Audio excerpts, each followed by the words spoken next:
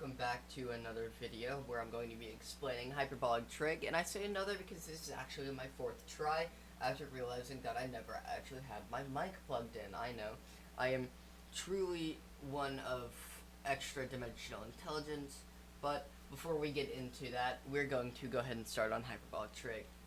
Now, everyone knows, your basic sine function, sine of x. And we know your basic cosine function, cosine of x.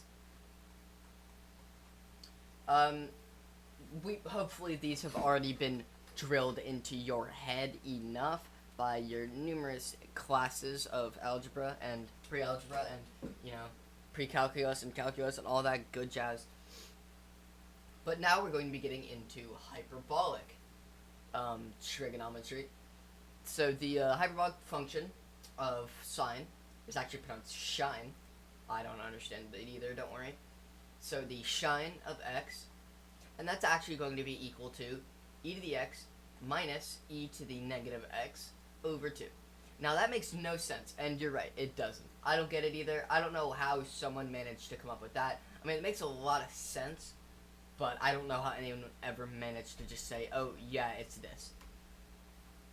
And then additionally, regarding cosine x, we also have cosh x, which is going to be equal to almost the same thing, e to the x, but it's going to be plus e to the negative x over 2. Now that's pretty simple. I mean, it's not too hard as long as you just remember what that's equal to. But you'll be quite surprised when you actually see what's happening on the graph. So if we were to make we're going to make a graph. This is going to be our graph over here. This is going to be for sine, and this is going to be for cosine. Now, if we were to draw out, I'm going to draw out cosh x right here. Cosine x, or cosh x, looks a little like that. Except, it should be centered around there, but I can't really draw. And shine of x looks a little something like this. Now, you may be wondering, like, wow, that looks absolutely nothing like cosine or sine, but you'd be kind of wrong in a certain aspect, because they actually do have there's a little bit of overlap here. So if we go to the cosh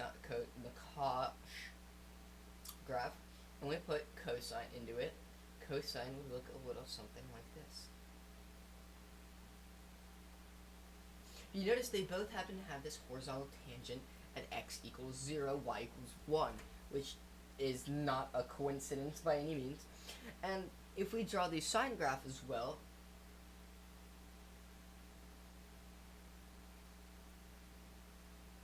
it'll look a little something like that, with this one kind of strip of area right here matching the slope of the shine of x.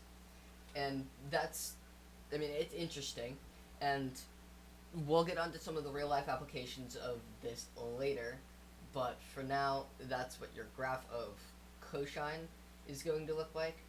Cosine and, or cosine, cosh and cosine, and shine and sine on this one. So, we're also, but, if you know anything about trig, you know that we're also missing one, that being tangent, but this is going to be tan. I don't know how to pronounce this one. I'm just going to call it tan or tan x or tan h, and I'm going to refer to it as both.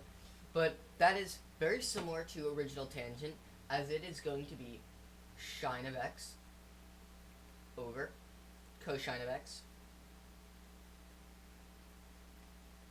which, if you wanted to do the math, so if shine of x is e to the x minus e to the negative x over 2, and that is put over e to the x plus e to the negative x over 2.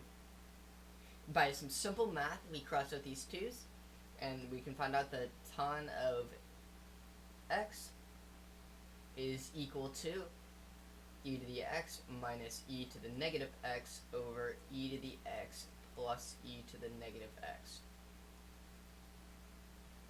So that's right there. that's what your tan h is going to be.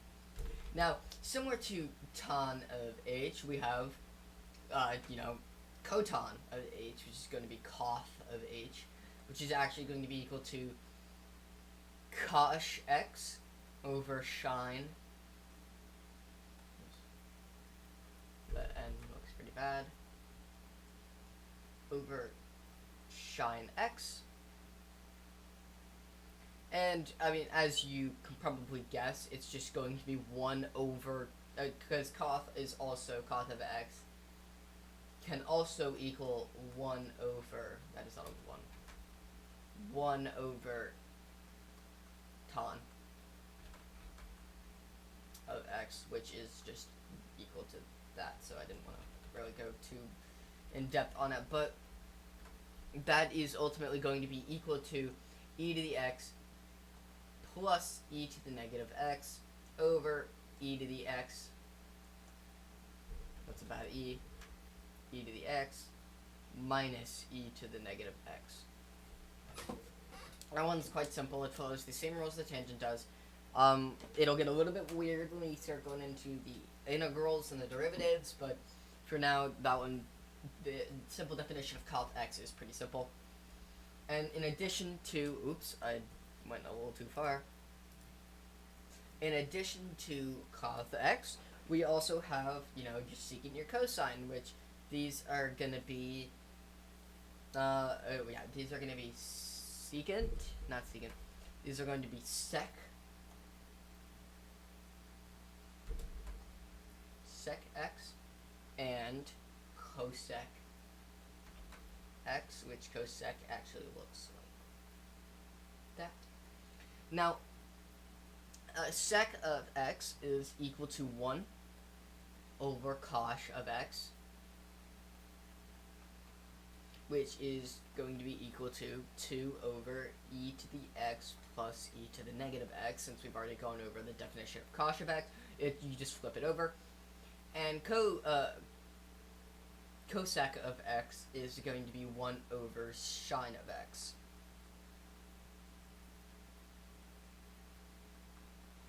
Which is going to be 2 over e to the x minus e to the negative x. So, those follow pretty much the same rules that they do in regular trigonometry, but once we get to these derivatives, as I said, once we get to these derivatives integrals, you'll notice that they start to change quite rapidly. Speaking of derivatives and integrals, we're going to start going into the derivatives and integrals of them. Now, we're going to start off with sine, or we're going to go ahead and get everything down. So we have sine of h, then we have shine of h, sorry. Shine of x, I can't say anything. Shine, we have cosh, we have tan, we have coth, sec, and lastly we have cosec. Now, if we start going to the derivatives of these, we'll just put this up here and do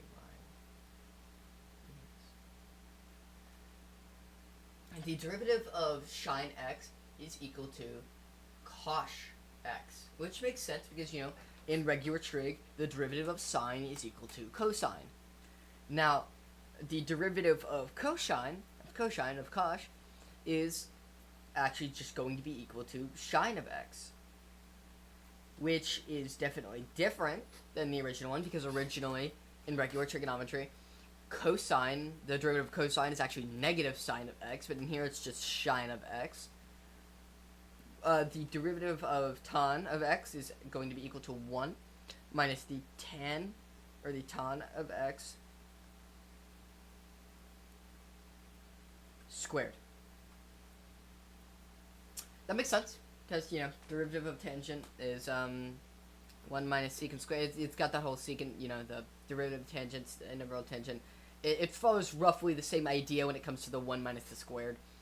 Similar with with the coth of x, it's just the same thing, except it is coth of x instead of tan of x. Bam.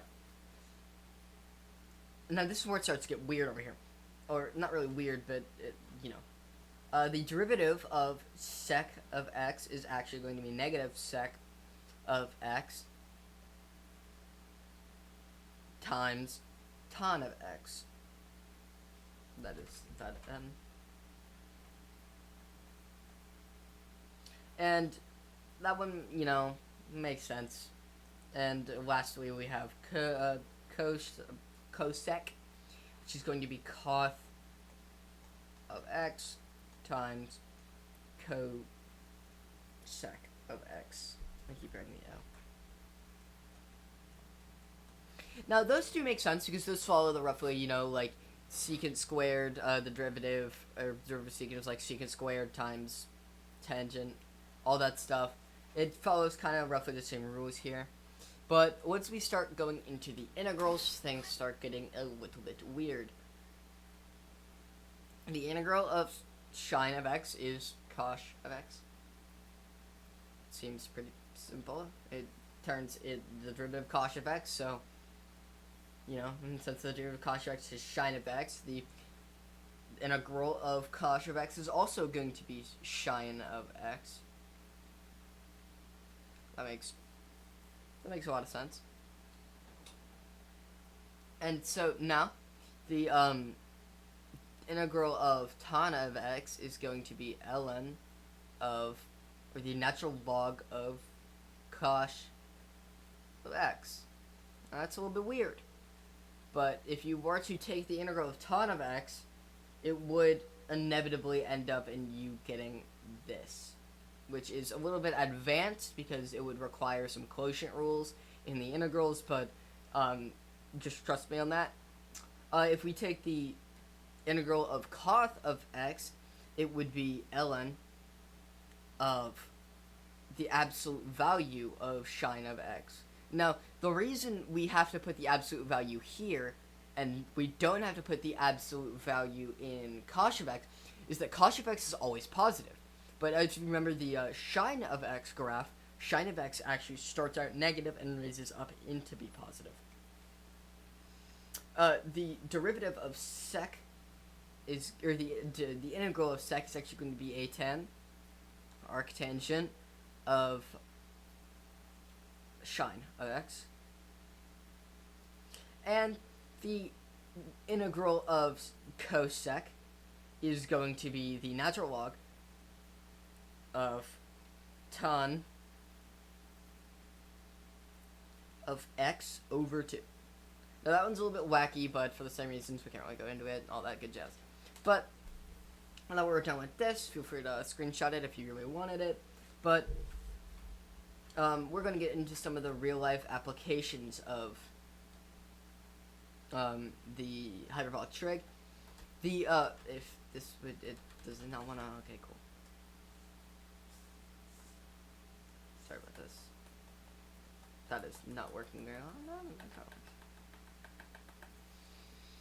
So, if you were to, here's some real life applications. You're probably like, oh, I've never seen a hyperbolic trig in my life. What's going on here? If we were to take, say there is a chasm. Say we're on a cliff, or there's like, this part of the cliff, and it goes down, and there's this other part of the cliff here, and it goes down, and then over here. And let's say there are two pillars. There's a pillar right here, and there's a pillar right here. If I were to attach a rope onto both of these pillars, a flexible rope to cross these pillars, and put it here, and I were to stretch it across to both pillars, like so, given the rope is flexible enough, it is actually going to form a catenary curve. And a catenary curve is actually the hyperbolic cosine function. If you remember the hyperbolic cosine function, it looked like this. The catenary curve is just like that, but it's like a lot flatter. But this is essentially anytime you see a rope that is bending down because of how long it has to stretch, and it's not like the tension is not enough on both sides, you are actually witnessing hyperbolic trig, because hyperbolic trig decides the function at which it would rest like this. Similarly with suspension bridges, if I were to just turn this into a bridge, and say you're just sitting at the bottom of it, you are currently using hyperbolic trig to your advantage by sitting on this bridge, because architects can actually use this to determine whether or not it would bend down, if the bridge would bend down too much and actually break. Now, inverted catenary curves are also used in architecture all the time. Inverted catenary curve is literally just an arch, in case you didn't know. Any archway you see in a building is also hyperbolic trig. That's a little bit of a stretch, but you get it. If we were to have this archway right here, this right here is an inverse, an inverse catenary curve, inverted catenary curve right here. Now, if you were to take this catenary curve, make a different color out. If you were to take this catenary curve, like whoosh, and you were to rotate it and create an object with it, you would form what is known as a catenoid, which looks a little weird.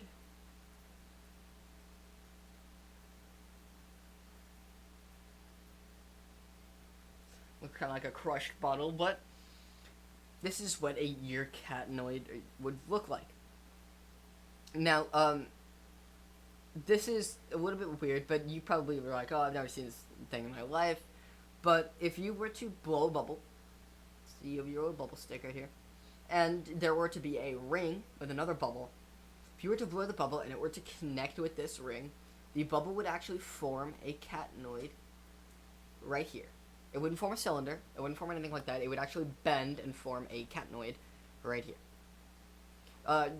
So if you do ever want to see, hyperbolic trig in real life, go get yourself some bubbles. And it's probably not an everyday thing, but hyperbolic trig is definitely something you will notice every once in a while, given that. But I doubt people are blowing bubbles every day. Another way we can do, or another application of hyperbolic trig is actually going to be the Mercator projector. Now, the Mercator projector is the most, it's the most popular depiction of Earth there is. Let me get that a little bit bigger. If you see someone having a map, they're most likely running the Mercator projection. There's this whole thing about, the whole debate over maps and what to distort, but people have generally just gone with the Mercator projection. And we're just gonna draw our own little globe right here, blah, blah, blah. That's North America, South America, I know this looks really bad, UK, Europe, Africa, I don't know. This is just a basic globe here. But say you were to pick a point on the globe. Say we were to pick where roughly South Carolina would be. The relationship between the latitude of this, as in the area to the right, or otherwise, it would essentially be the x, and the y-coordinate of this point on the globe, or, up and like that, the direct relationship between it is actually going to be y equals the arctangent, or the arctan, of sine of your latitude. Now that's a little weird, but you can literally find the y-coordinate of any point on the graph using hyperbolic trig. And that might not be very important, but everyone does use the Mercator projection, and that is literally what the Mercator projection is based off of. Not to mention, or this is actually referred to as the Guder-Mannian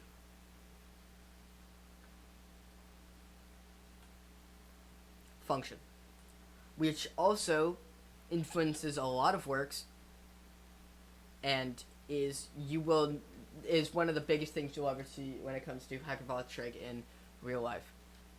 Now, that's about it. That's all that is going to be covered in this episode. Um, Hopefully, you will give me a good grade, Mr. Curry. I'm going to draw you, giving me a thumbs up, if I can get the right color. Pop out. That's you. You're happy. Looking quite thin, Mr. Curry. And that was not a fat joke. I still want points. I'm not trying to say a fat joke. You only have 4 fingers, but there's your thumbs up. Bam. You're giving me a thumbs up because I did really well, and I did amazing, and I'm making this video way longer than it needs to be, and thumbs up. Thank you, Mr. Curry.